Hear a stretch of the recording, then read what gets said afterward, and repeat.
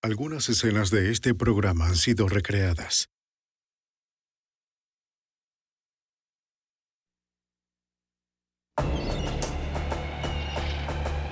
Biloxi, Mississippi. Un pueblo sureño tranquilo con un foco de corrupción abrasador. En 1987, su secreto emerge con violencia. 76. Dejando a 2 ciudadanos prominentes muertos, a la vez que pone al descubierto una gran conspiración. La evidencia se acumula, no tienen sospechosos evidentes. El centro de comercio es bombardeado. Ted Kaczynski es arrestado. Fugitivo a un prófugo.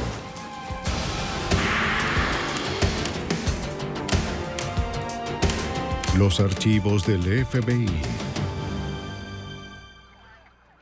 En la costa del Golfo de Mississippi, un juez y su esposa política son asesinados en su casa. El asesino dejó pocas pistas. Parecía un ataque profesional y la investigación no conducía a nada.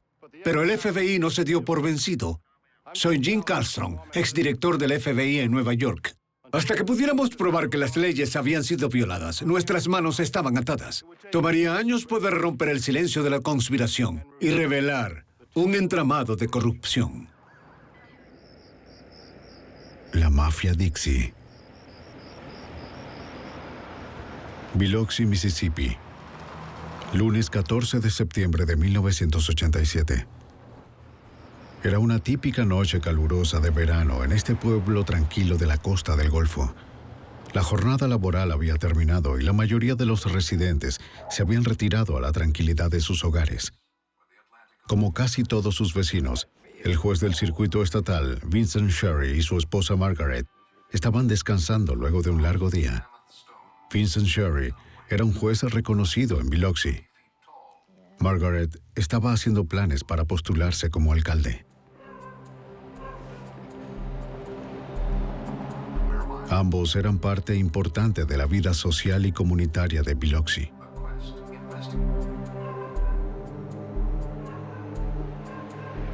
Era una pareja feliz que había criado a 3 hijos ya crecidos. Planeaban visitar a su hija fuera del estado en la mañana.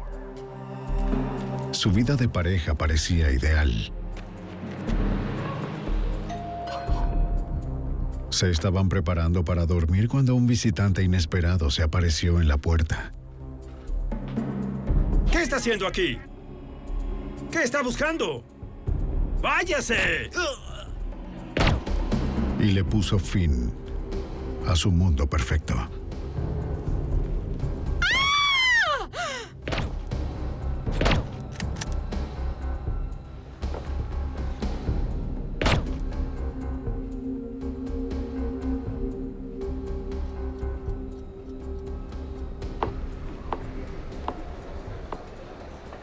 Se suponía que los Sherry estaban con su hija, así que nadie notó que algo iba mal hasta 2 días después, cuando el juez no se presentó en la corte el miércoles 16.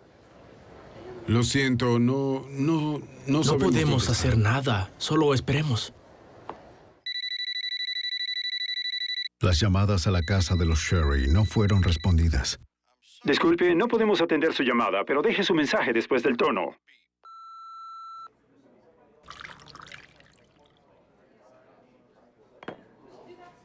Sus colegas de la corte llamaron a Pete Halat, un amigo de Vincent Sherry y antiguo compañero de derecho.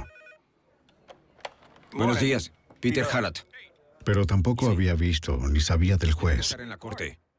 ¿Cuándo se fue? No lo sé. No, déjeme llamarlo a su casa y veré dónde está. Muy bien.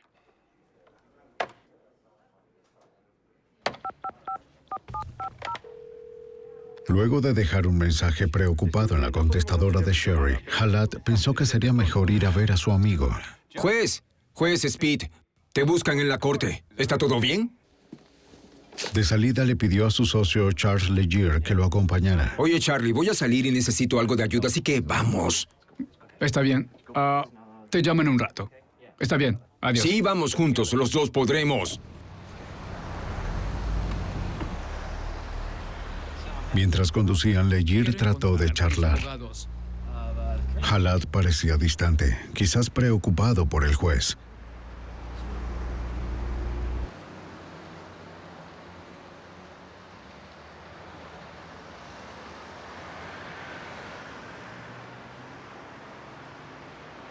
Los dos autos de los Sherry estaban en la entrada.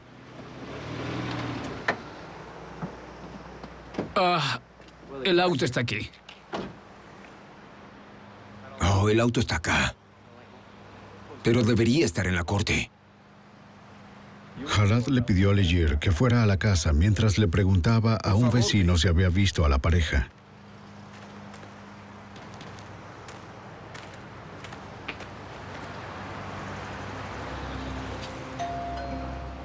Legir tocó el timbre, pero nadie respondió. Vio que los últimos 2 periódicos estaban afuera. Soy Pete Jalad, un socio del La juez. vecina le dijo a Jalad que no había visto a los Sherry desde hacía un par de días, lo cual consideraba extraño porque sus autos estaban en la entrada. Cuando Legir trató de abrir la puerta de los Sherry, esta no tenía puesto el seguro.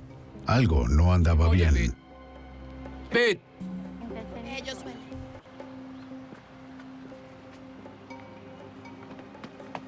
bueno, solo tocaba la puerta, pero... Jalad, preocupado por la puerta abierta, entró con cuidado.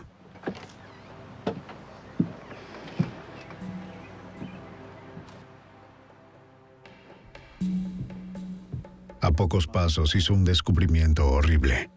El juez Sherry había sido asesinado en su propia casa. ¿Qué ocurre? Llamaron a la policía. Al llegar, las autoridades encontraron el cuerpo de Vincent Sherry en la entrada de la casa.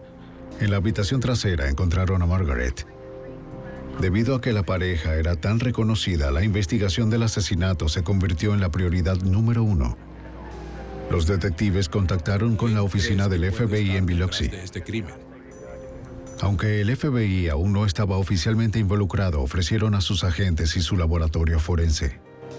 Oh, ¿qué estará sucediendo? Oh, ahí viene.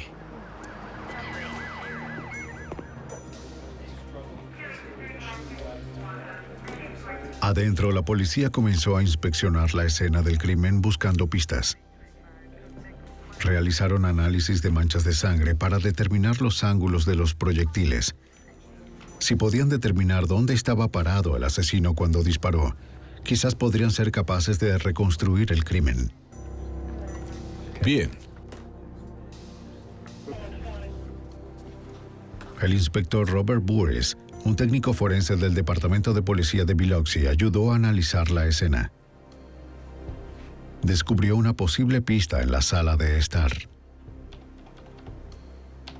Había sangre goteando desde sus pies. De hecho, estaba entre sus piernas, hasta donde yacía su cuerpo. Había una mancha de sangre en una puerta deslizante doble que estaba detrás de su cabeza.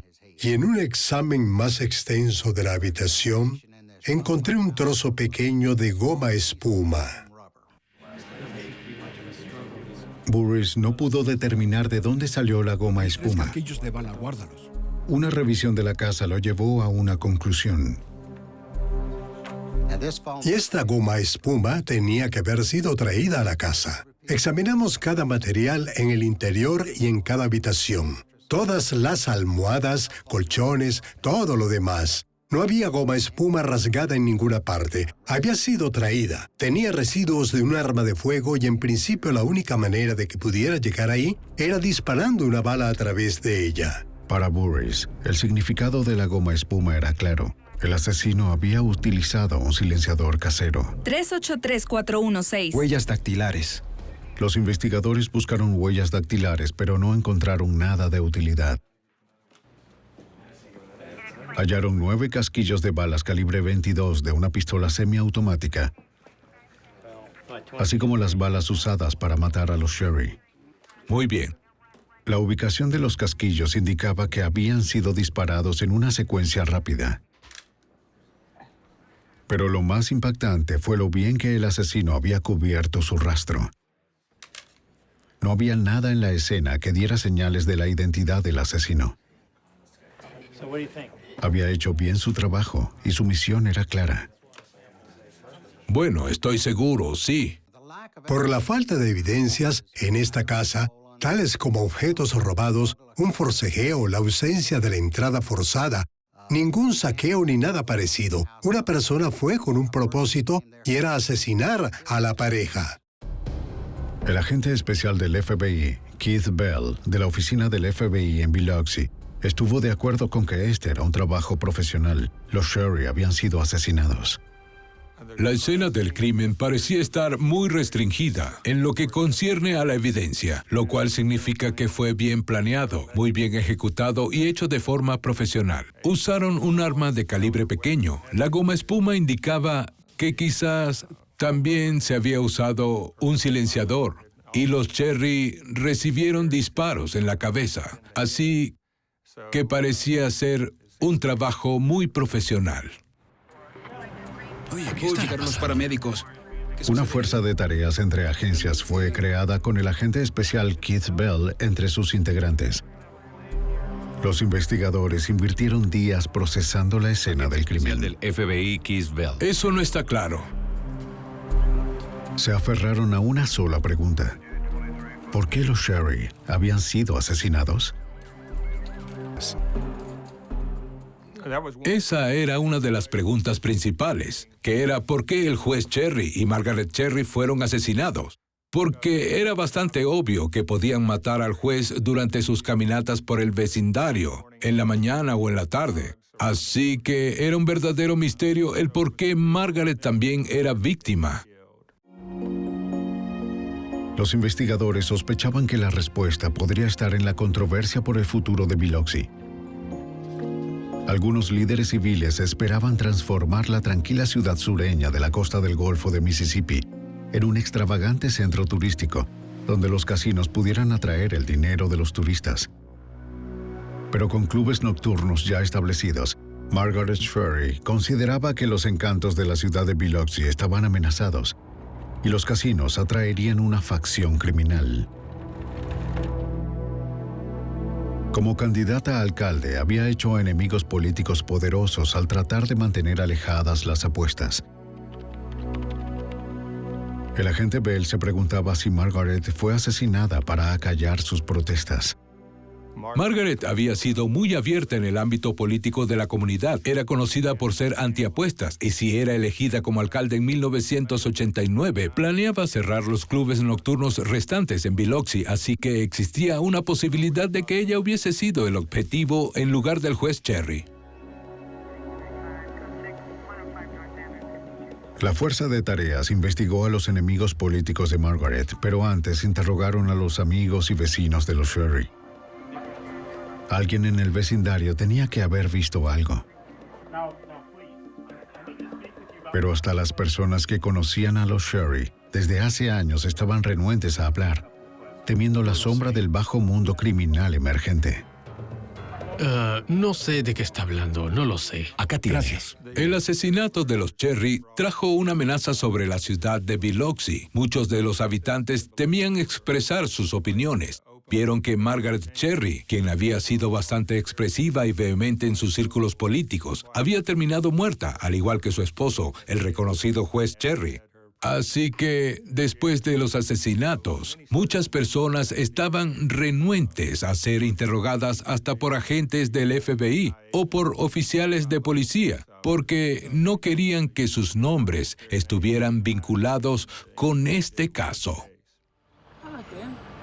Si las personas no iban a hablar con las autoridades, quizás lo harían con Lynn Espósito, la hija de los Sherry. Luego de ser notificada de la muerte de sus padres, Lynn se fue a Biloxi desde su casa en Carolina del Norte. Determinada a hacer justicia, interrogó a todos en el vecindario. Un amigo de la familia le dio información importante. Describió un auto sospechoso y a un conductor que estaba en el vecindario la noche de los homicidios.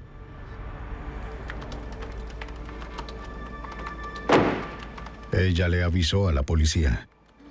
Identificaron a un sujeto sospechoso que fue visto mientras conducía un Ford Fairmont frente a la casa de los Cherry, la noche del lunes 14 de septiembre de 1987. Los investigadores trataron de determinar la identidad del conductor basados en la descripción del testigo. Su búsqueda fue en vano. Pero unos días después, no muy lejos de la casa de los Cherry, se encontraron un auto abandonado. Un Ford Fairmont. Una revisión del serial del vehículo mostró que fue reportado como robado un día antes de los asesinatos. La policía también determinó que las matrículas tampoco le correspondían. Percatándose de que el vehículo era el que podría haber sido usado para escapar, los agentes lo llevaron a un garaje de la policía para un análisis más exhaustivo. En algún lugar del auto esperaban encontrar alguna clave sobre la identidad del asesino. Unos días después del asesinato despiadado de la pareja de Biloxi, Vincent y Margaret Cherry, los investigadores consiguieron su primera pista prometedora. Revisemos por Recuperaron un auto abandonado que coincidía con el que los testigos vieron la noche de los homicidios. Después de comentarle al agente Keith Bell sobre el descubrimiento, el auto fue revisado para buscar pistas. El inspector Robert Burris descubrió algo peculiar. Estaba revisando el vehículo y una de las cosas que noté fue que faltaba la luz del techo y tampoco tenía bombilla. En otras palabras, si abrías a la puerta no tenías luz. Ambas viseras estaban abajo. Aunque estuvieras conduciendo de día o de noche, no podías ver muy bien las caras de las personas adentro. Los investigadores sospecharon aún más que este era el auto usado por el asesino de los Cherry. Todo lo encontrado en el interior fue etiquetado, empacado y enviado a los laboratorios del FBI en Washington, D.C. Pero los expertos de los laboratorios del FBI no encontraron nada significativo. Luego de su llegada, el agente Bell examinó la matrícula con mayor detenimiento. ¿Cómo estás? ¿Todo bien? Descubrió que tenía su propia historia que contar. Hemos revisado aquí. Muy bien. Se determinó que la matrícula había sido robada de un auto abandonado en 1984, 3 años antes de que ocurrieran los asesinatos. Alguien se había llevado la matrícula, probablemente ese año. La tuvo guardada. Y después, cuando este gran crimen iba a ocurrir, la sacaron, por decirlo de alguna manera. Sin otra evidencia sólida, los investigadores esperaban que seguir el rastro de la matrícula robada pudiera guiarlos al asesino. Fue rastreada hasta un complejo de apartamentos donde el auto original fue abandonado 3 años antes. El administrador del complejo fue contactado y este les dijo que antes de remolcar el auto, llamó a un amigo para que lo desmantelara. El amigo era un hombre que los agentes conocían por nombre y reputación. El cerrajero de Biloxi, Lenny Sweatman, fue la última persona vista cerca del auto. Sweatman pertenecía a un grupo apenas organizado de criminales que el FBI estaba investigando en relación con otro caso. El grupo era conocido como la Mafia Dixie. El agente del FBI, Keith Bell, había vinculado el auto utilizado en el asesinato de los Cherry con Lenny Sweatman. Ahora Bell se preguntaba si la Mafia Dixie estaba vinculada al asesinato de los Cherry. Si Sweatman había formado parte de ello, Bell creía que otros miembros de la Mafia Dixie no podían estar muy lejos. Comenzó a investigar a los socios de Sweatman. Lo que esto significó para nosotros de inmediato, los que estamos familiarizados con las asociaciones criminales de la costa, era que si Lenny Sweatman estaba involucrado en la obtención de la matrícula para el auto del crimen, entonces probablemente su amigo cercano y socio de mucho tiempo, Mike Gillich, propietario de clubes nocturnos en Biloxi, también podría estar relacionado. Lo siento, a veces yo solo, ¿sabes? una cerveza. Gracias, bien. Gillech, quien era dueño de 3 clubes nocturnos en Biloxi, era bien conocido por las autoridades locales. Estaba bajo investigación del FBI por el vínculo con una operación de la mafia Dixie, conocida como la estafa de los corazones solitarios. Todo saldrá bien. Pero el agente especial Bell necesitaba un enlace que conectara las 2 investigaciones. Comenzó por familiarizarse con la estafa. Era dirigida desde la prisión Angola en Luisiana por un hombre llamado Kersey Nix, el cabecilla encarcelado de la mafia Dixie. No primer mes. Nix publicaba anuncios en revistas de homosexuales pidiendo dinero para ayudar a hombres gay ficticios con problemas legales. Por medio de la estafa, Nix esperaba generar suficiente dinero para solucionar sus propios problemas legales. Estaba condenado a una sentencia de por vida por asesinato. Desde su celda de Angola, coordinaba a los que hemos referido como la estafa homosexual, la cual generaba cientos de miles de dólares provenientes de individuos de todo el país, así como de algunas personas en Canadá. Con este dinero, pretendía comprar su salida o intentar librarse de su sentencia de la prisión en Luisiana. Creyendo que ayudaban a hombres homosexuales a salir de problemas legales, las personas que leían los anuncios transferían o enviaban dinero por correspondencia a un Western Union cercano. Nix entonces llamaba a su contacto afuera, Mike Gillech, te veré luego. quien enviaba a su recaudador para recibir el dinero. Sí, igualmente. Cuídate.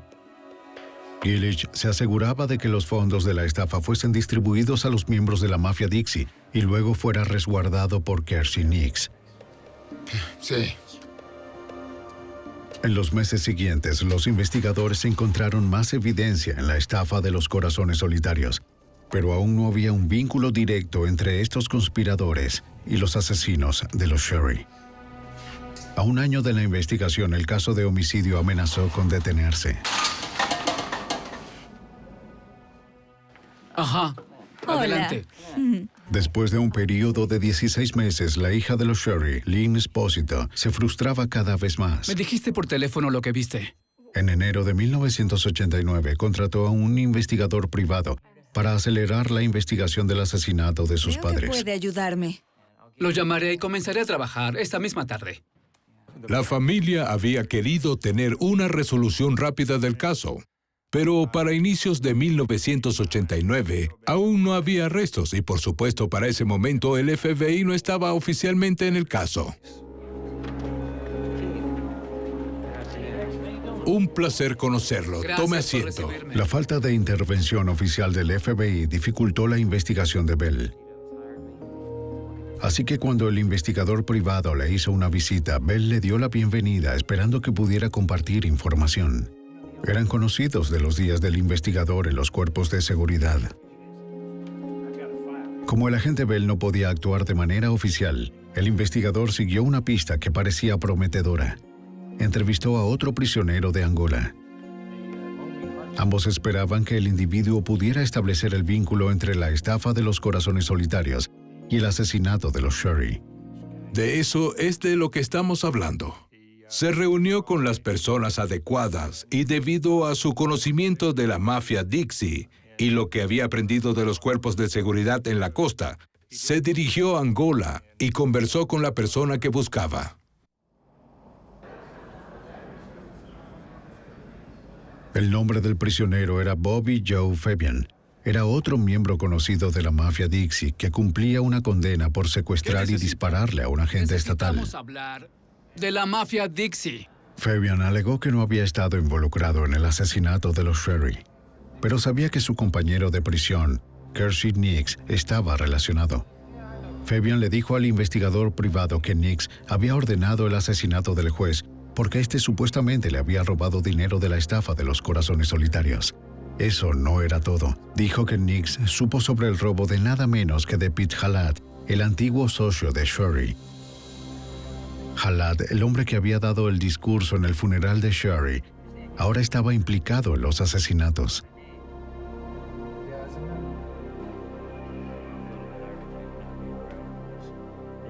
Halat representaba a Nix en asuntos legales de manera oficial, pero Fabian dijo que el papel de Halat en la estafa era criminal, no legal. Halat era una de las personas que recibía dinero de Nix por la custodia, a través del recaudador Mike Gillich. No olvides recoger el dinero. Y la otra parte. Y los lazos entre los criminales y el abogado eran profundos. La novia y cómplice de Kersey Nix, LaRae Sharp, trabajaba en la oficina de Halat. ¿Ves? Mira eso. Fabian dijo que ella y Pete resguardaban el dinero de la estafa en una caja de seguridad para Kersey. Y además mencionó que el monto había alcanzado los 6 dígitos. Gracias a Fabian, el vínculo entre los asesinos y la estafa de los corazones solitarios había sido establecido. Sherry. Y Fabian no solo les había dado a los investigadores un posible motivo para los asesinatos, también suministró el nombre del supuesto asesino a sueldo. Un ex convicto llamado John Ransom, quien se creía que vivía en Georgia. Pero rastrear a Ransom tomaría tiempo. Cada vez que los cuerpos de seguridad se reunían y hablaban sobre miembros infames de la mafia Dixie, el nombre de John Ransom salía pronto a relucir en la conversación. Era un supuesto sicario de la mafia Dixie. En agosto de 1989, 2 años después del asesinato de los Sherry, el agente Bell ahora tenía suficiente evidencia para justificar una investigación del FBI sobre los asesinatos. Junto a la hija de los Sherry, Lynn Esposito, se dirigió al fiscal de los Estados Unidos y al FBI con una exigencia para abrir oficialmente el caso. Con la vinculación de la estafa con los asesinatos, supimos que teníamos algunas violaciones federales. Teníamos un fraude por transferencias, un fraude de correo y quizás teníamos un asesino a sueldo viajando desde Georgia a Mississippi para matar a los Cherry. Se decidió abrir una investigación oficial del FBI y nos unimos a las autoridades locales en el caso. Sí. Gracias por elegirme como el alcalde de esta ciudad. Para entonces, sin embargo, el sospechoso Pete Halat, antiguo socio del juez Sherry, había sido elegido alcalde de Biloxi. Con un sospechoso en tal posición, los investigadores encontraron nuevos obstáculos. Se los prometo. Se volvió muy difícil para el FBI compartir toda esta información con las autoridades locales. No estamos diciendo que la policía local era corrupta. Lo que estamos diciendo es que el alcalde Halat colocó a personas cercanas en cargos como director de seguridad pública y como jefe de la policía. Así que, de alguna manera, estábamos siendo prudentes con lo que compartíamos con las autoridades locales durante ese periodo. En agosto de 1989, mientras los investigadores intentaban revelar la verdad sobre el asesinato de los Sherry, el informante Bobby Joe Fabian hizo un movimiento sorpresa. Les contó su historia sobre el asesinato de los Sherry a los noticieros. Fabian esperaba que, atrayendo la atención sobre sí, sería menos probable que Kersey Nix lo asesinara por cooperar con las autoridades. No está bien. Eso quizás era por dinero. Junto al reporte, el canal difundió una foto policial de John Ransom, el supuesto asesino a sueldo en el caso de los Sherry. Cuando Charles Legier, el socio de Pete Halat, vio la foto, quedó sorprendido. Recordó ver a Ransom fuera de las oficinas legales de Sherry y Halat semanas antes de los asesinatos. Hola. Sí, está bien. Legier compartió su información con la fuerza de tareas. Me llamo Charles Legier. Quiero hablar con usted. El mayor Randy Cook, del Departamento del Alguacil en el condado de Harrison, tomó la declaración de Legier. Legier dijo que la razón por la cual recordaba a Ransom era porque él se bajó de la acera para preguntarle dónde estaba la oficina de Vincent Sherry. Cuando Legere fue interrogado, recordó que había algo poco usual en la manera en que Ransom se bajó de la acera. Ransom tenía una prótesis en una pierna. Gracias. Los investigadores supieron que Ransom ahora estaba en una prisión de Georgia, cumpliendo una condena por otro homicidio. Cuando le preguntaron por el asesinato de los Sherry, se negó a cooperar. A medida que Cook le preguntaba a Legere sobre el día en el que él y Jalad habían encontrado los cuerpos, surgió un detalle importante. Legere recordó que Jalad había entrado en la sala de los Sherry, vio el cuerpo del juez Sherry y dijo que Vincent y Margaret estaban muertos. Cook se lo comunicó al agente Bell. Hola. Lo interesante fue que el cuerpo de Margaret estaba en la habitación trasera de la residencia y, de acuerdo con Chuck Legere, Pete Jalad no tuvo más tiempo que entrar brevemente y no había modo de saber que el cuerpo de Margaret estaba en la habitación trasera.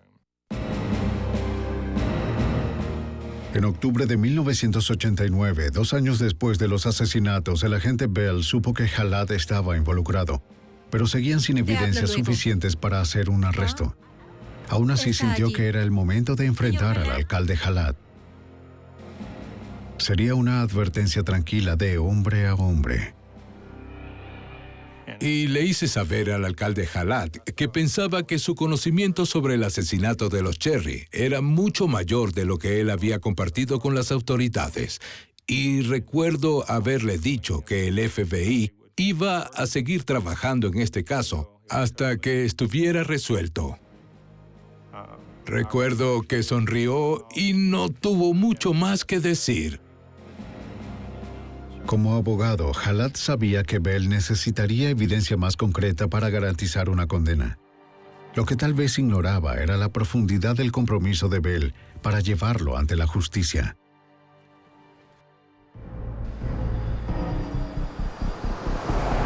Tres años habían pasado desde que el juez Vincent Sherry y su esposa Margaret fueron asesinados en su casa de Biloxi, Mississippi. El agente especial Keith Bell había vinculado los homicidios con miembros de la mafia Dixie y al amigo y una vez socio legal del juez Sherry, Pete Jalad. El supuesto sicario John Ransom se negaba a hablar.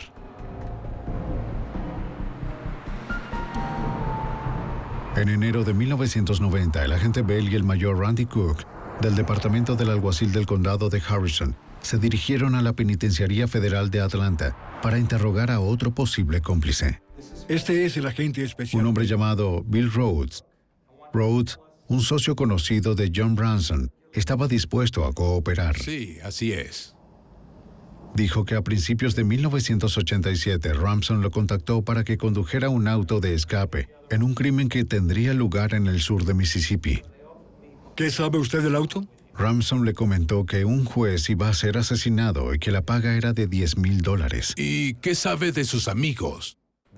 Y ya que conocía a algunas personas en Biloxi, Ransom le hizo promesas a Rhodes que si lo ayudaba podría entrar y salir de la ciudad cuando quisiera.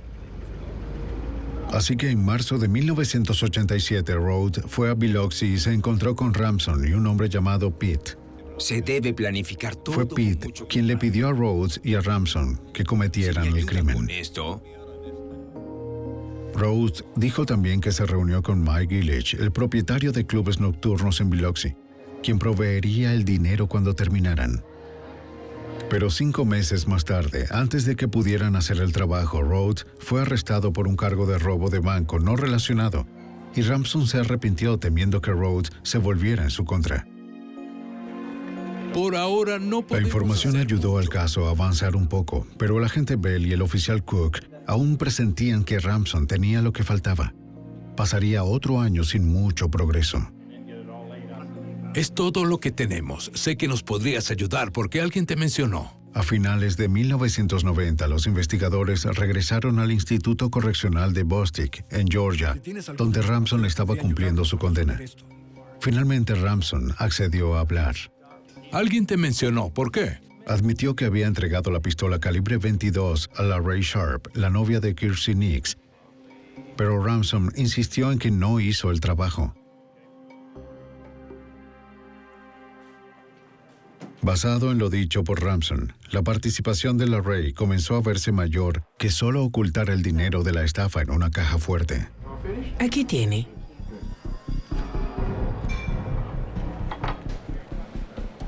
Por medio de su contacto con Sharp, Nix supo que la investigación se estaba intensificando.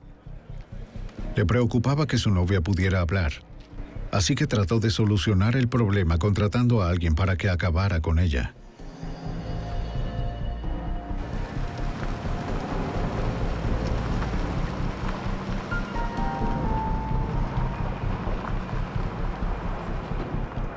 Sharp, soy el agente del FBI Keith Bell. Le informo que... Pero a finales de 1990, el agente Bell la arrestó por su participación en los asesinatos, salvándola involuntariamente de los mercenarios de Nix. Durante una prueba de polígrafo, Sharp negó su participación en la estafa de los corazones solitarios y el asesinato de los Sherry. ¿Qué hay del arma? Pero la máquina detectó su engaño. Cuando Bell y su equipo agregaron su declaración a su pila de evidencia, estaban listos para la acusación de varios actores importantes. Con esto se comprueba su participación. Mike Gillich, John Ransom, LaRae Sharp y Kirstie Nix fueron acusados como conspiradores en el asesinato de los Sherry. Sin embargo, Pete Halat no estaba en la lista. El caso en contra de Halat tendría que esperar hasta que tuvieran suficiente evidencia para una condena por homicidio. Por ahora, el FBI buscaría acusar a los otros por conspiración para cometer un homicidio. Así que ahora tenemos todo planeado, ¿no? Así es. Sí, así es. Tenemos que encargarnos de... Así que surgieron muchas preguntas sobre por qué no acusamos a Pete Halat más temprano, cuando acusaron al resto. En ese momento, no teníamos la evidencia sólida necesaria para arrestar a un alcalde y procesarlo. El juicio por conspiración resultó en varios testigos claves que ayudarían a los investigadores a armar el complejo esquema. Señor Gant, usted conoce a todas estas personas. Robbie Gant, el recaudador de Gillich en la estafa de los corazones solitarios, testificó a favor de la facción acusadora. Su testimonio ayudó a los acusadores a vincular al asesinato de los Sherry con la estafa. Los 4 acusados fueron encontrados culpables. A Nix le dieron 15 años adicionales a la condena perpetua por homicidio que ya estaba cumpliendo. Gillich también recibió una condena de 15 años. Ransom obtuvo 10 años y LaRae Sharp 1. ¡Te pagué ya por se esto! Lo he dicho. ¡Quíteme las manos de encima!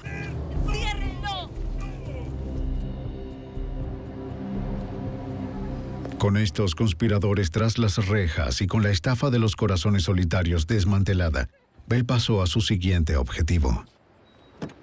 Decidimos no terminar la investigación luego de las condenas iniciales de 1991, porque para ese momento no habíamos probado quién había asesinado a los Sherry. Y además, Pete Halat no había sido acusado o condenado para entonces, y todos pensamos que Pete Halat había tenido un papel importante en la trama de esta estafa y del asesinato, así que estábamos determinados a continuar la investigación para ver si conseguíamos suficiente evidencia para acusar y condenar al señor Halat y al asesino. A finales de julio de 1992, el agente Bell consiguió la pista que estaba buscando. Luego del juicio por conspiración, Mike Gillich estaba desesperado por salir de prisión. Contactó a uno de sus socios en Biloxi y le pidió que se dirigiera a Robbie Gant con una oferta. Muy bien, lo que tú digas, está bien. Gant se lo comentó al agente Bell. Y el socio le ofreció a Robbie Gant $20,000 si Gant se retractaba de su testimonio y firmaba una declaración jurada falsa diciendo que había sido amenazado por mí para testificar en contra de Gillich, testificando falsamente en contra de Gillich. Gant aceptó usar un micrófono para grabar la oferta de Gillich. Bien, colocaré más cinta por acá. Tráeme otra cerveza, que esté bien fría, por favor. ¡Rápido, rápido! Gant se reunió con él en Mississippi. Esta vez la grabadora de Gant estaba funcionando cuando el socio de Gillich repitió el soborno. Gant aceptó como le había indicado Bell. Aquí aclararé todo.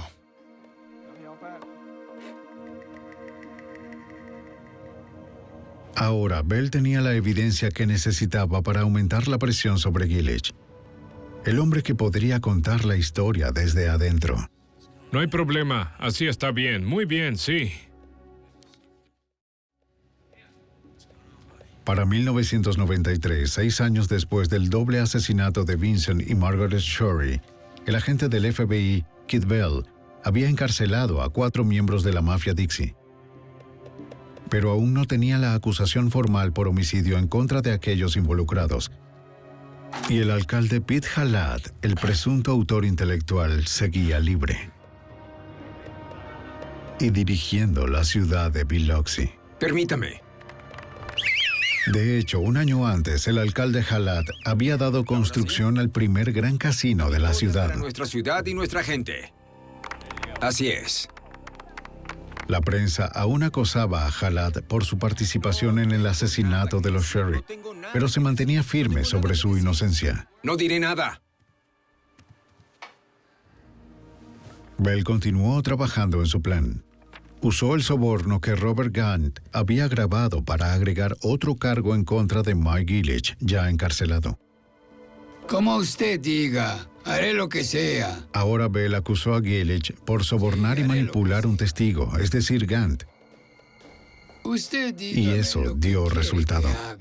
Y lo haré. Sin lugar a dudas, el punto de inflexión más importante fue en octubre de 1993, cuando Mike Gillich decidió cooperar y contar la historia de este caso desde la perspectiva de un infiltrado. Y eso fue lo que nos permitió darle una conclusión a esta investigación. Luego de años de arduo trabajo que Bell había empleado en el caso, era un momento satisfactorio. Por fin parecía que su paciencia e ingenio daban frutos. Gillich no deseaba pasar más tiempo encarcelado. La presión implacable de Bell lo había persuadido de hacer un trato antes de que comenzara el juicio por soborno. El miembro de la mafia Dixie les habló de lo que sabía de los asesinatos. Buenas tardes, señor Gillich, abogado. Ahora quizás Bell podría conseguir las acusaciones que tanto había esperado.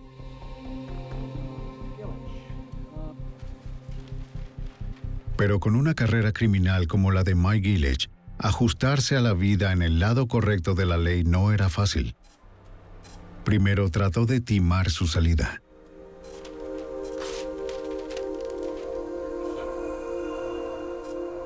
Por supuesto, siempre toma algo de tiempo, un periodo de semanas, para desarrollar cierto grado de confianza y ser capaz de comunicarse con alguien así quien por primera vez había decidido dejar su carrera como criminal y comenzar a cooperar con el FBI. ¿Nos va a decir la verdad? ¿Escuchó? Cuando el engaño falló, Gillich no tuvo alternativa. Tenía que decir la verdad. Ahora, por primera vez, Bell escuchó la historia desde una fuente interna. Gillich conocía todos los detalles. Mike era el punto clave. Conocía a Quincy Nix. También conocía a Pete Halat desde hace años. De hecho, Quincy Nix estaba buscando un abogado en la región de la costa para que lo representara en varios asuntos. Mike Gillich le presentó a Pete Halat. Confirmó que, en efecto, Pete Halat estaba detrás del plan para asesinar a los Shorey. Y la conspiración surgió por la estafa de corazones solitarios del prisionero de Angola, Quincy Nix. Meses antes de la muerte de los Shorey, Halat cerró la caja de seguridad a la que él y la novia de Nix, la Ray Sharp, tenían acceso, evitando que ella pudiera usar el dinero. Después transfirió el dinero a una caja que solo él y el juez Sherry podían usar. Motivado por la codicia, robó $100,000 en efectivo de ahí. Como el cómplice de confianza de Nix, Halat podía culpar del robo al juez Sherry. Tenemos un... Más tarde, le dio la noticia del robo a Mike Gillich. Tampoco sabía nada al respecto. El señor Gillich declaró que Pete Halat se dirigió al señor Gillich en 1986 y le dijo que la mayoría del dinero estaba perdido, un estimado de $100,000. El señor Halat culpó al juez Sherry por tomar el dinero. El señor Halat sabía que Kersey Nix estaría furioso por ello.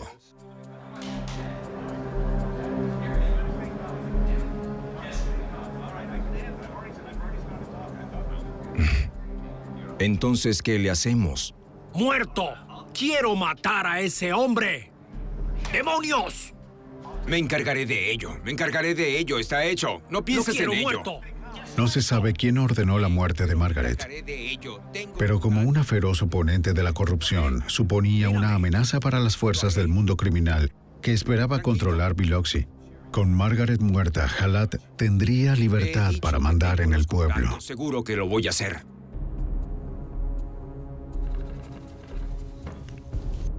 Gillich dijo que él y Halat planearon los asesinatos. Ramson y Rhodes suministraron el arma homicida. Pero cuando declinaron hacer el trabajo, Gillich encontró un reemplazo, un criminal de poca monta llamado Thomas Holcomb. ¿Sabes cómo es esto? Sí, Quiero lo decir sé, que... eso lo entiendo. Le pagarían $20,000 a Holcomb por asesinar al juez Sherry y a su esposa. Gillich también ayudó a suministrar el auto con la ayuda del cerrajero Lenny Sweatman.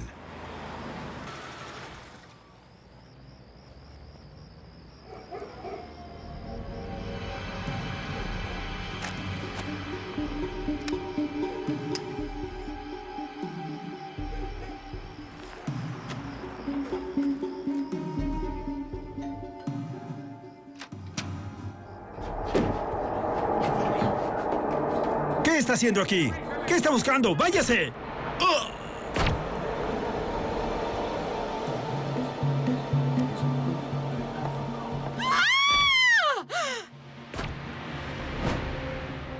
En octubre de 1996, agentes arrestaron al asesino a sueldo Thomas Holcomb en Texas por asesinato. Ese mismo mes también fue el arresto que el agente Bell había anticipado y por el que trabajó 9 años. Soy un hombre inocente, y si me van a arrestar, les sugiero que... Déjeme leerle sus derechos. El arresto de Pete Halat por el asesinato de los Sherry. Será utilizada en su contra.